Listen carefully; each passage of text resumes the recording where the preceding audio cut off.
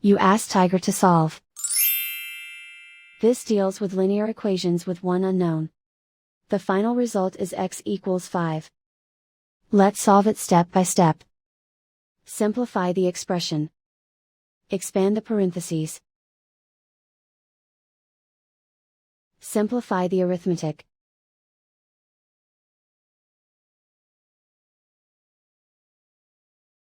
Group all m terms on the left side of the equation.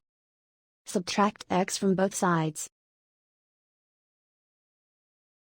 Group like terms. Simplify the arithmetic. Group like terms.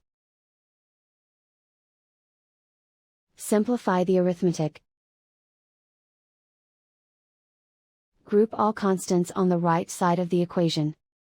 Add 1 to both sides. Simplify the arithmetic.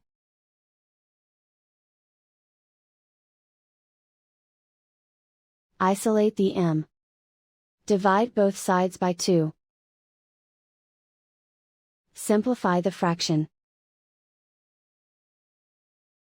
Find the greatest common factor of the numerator and denominator. Factor out and cancel the greatest common factor. And so the final result is x equals 5.